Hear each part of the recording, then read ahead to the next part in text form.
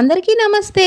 ఈరోజైతే easy and healthy బీరకాయ కర్రీతో అయితే మీ ముందుకు వచ్చేసాను. కావలసినవి బీరకాయ ఇలా ముక్కలుగా తరుక్కోవాలి. టమోటాలు కూడా ఇలా పీసెస్గా చేసుకోవాలి. ఆనియన్స్, ఎర్రగడ్డలు కూడా ఇలా పీసెస్గా చేసుకోవాలి.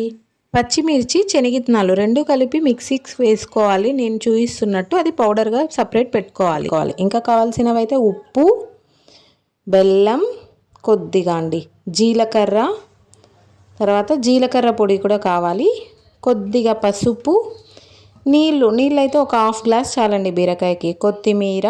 ఎలా చేయాలో చూపిస్తాను రండి. ముందుగా కుక్కర్లో తిరువాత వేసుకొని అందులోకి ఎర్రగడ్డలు వేసి ఆనియన్స్ ముక్కలుగా తరుక్కున్నవి వేసేసి బాగా కొద్దిగా మీడియంగా వేయించుకోవాలండి. దాని తర్వాత బీరకాయలు కూడా ముక్కలుగా తరుక్కున్నాం కదా, అది వేయించుకోవాలి. నేను చూపిస్తున్నట్టు తిరువాతలోకి ఎర్రగడ్డలు అయిన తర్వాత బీరకాయలు ఇలా వేయించుకోవాలి. వీడియోకి లైక్ చేయడం మర్చిపోకండి. దాని తర్వాత టమోటాలు కూడా ఇలా ముక్కలుగా తరుక్కొని వేయించుకోవాలి. టైం చూస్తుంటే సబ్స్క్రైబ్. దాని తర్వాత ఉప్పు వేయాలి తగినంత. ఉప్పు వేసిన తర్వాత కొద్దిగా బెల్లం అది కూడా వేసి ముందుగా వేయించుకున్న శనగిత్తనాలు, పచ్చిమిర్చి పౌడర్ అయితే అందులోకి వేసేయాలి. అది కూడా కొద్దిగా కలుపుకోవాలండి.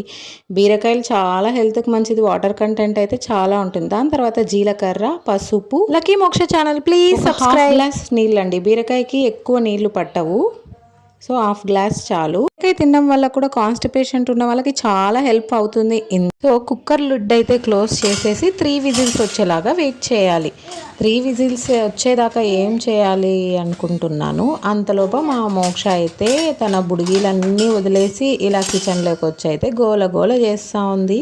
3 విజిల్స్ అయిపోయిన తర్వాత ప్రెజర్ వచ్చేదాకా వెయిట్ చేసి ఇలా లిడ్ ఓపెన్ చేసి ఇలా మిక్స్ చేసుకోవడం. అంతే, టేస్టీ బీరకాయ కర్రీ రెడీ.